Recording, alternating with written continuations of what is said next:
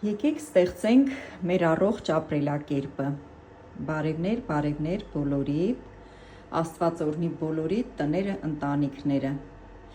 Ուզում եմ ձեզ ներկայացնել Փիփերթի ապուրի իմ տարբերակը։ Արդեն ֆիլտրով անցած ջուրն է, ինդուկցիոն պլիտա։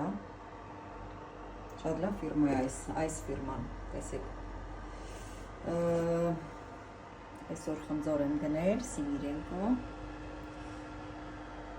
Շատ լավն է, իր արամատը շատ եմ սիրում։ Հիմա անցնեմ բուն թեմայիս, ուրեմն ջուրը ֆիլտրվել է, արդեն պետք է լցնեմ, այսպես, մի րոպե, կափարիչը վերցնեմ,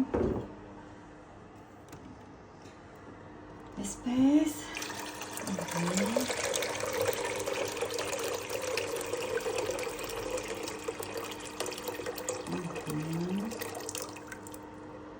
ուրեմն սիրելիներս,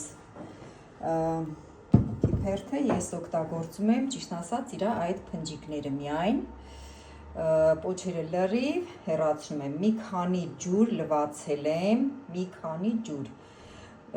ես այս անգամ որոշեցի իրան պատրաստեմ այսպես, փոքր սոխ, սխտոր, գազար, մանր պիտի կտրտեմ, բիբար, այս սիրուն գույնի բիբարը ու կարտոֆիլ, 5 հատ պոպոկ եմ նախատեսել, որ ջարդեմ, մանրացնեմ, նաև լիմոնի մզվածք, կես լիմոն ունեմ հեն այնտեղ, այդ կես լիմոնի մզվածքը պիտի իր մեջ լցնեմ, այս էլ այսօրվա կաթը, տեսեք ինչ սերուցք է երեսին, տեսեք ինչ լավն է, սանահինի կաթը, և այսպես, վերջնական տեսքը անպայման ձեզ կներկայացնեմ, այս էլ իմ խառը խոտաբույսերը,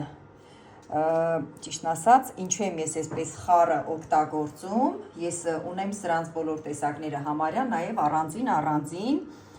բայց խառը օգտագործում եմ, որովհետև Աստվածաշնչում հին ուխտի մեջ կարդացել եմ, հանդիպել եմ այսպիսի մի տեղ, որտեղ որ գրված է, բնության մեջ ամեն մի բույս մարդկային ինչ-որ մի հիվանդության դեմ է, Աստված այդպես է ստեղծել, դրա համար, ճիշտն ասած, ես ՌԴ-ում, Ռուսաստանի Դաշնությունում եմ սովորել, խառը այսպիսի թեյեր պատրաստելը, ասեմ, որ Ռուսաստանից հյուր ունեմ, հավանաբար վաղը կհասնի, իր համար եմ պատրաստում Փիփերթով ապուրը, և այսպես,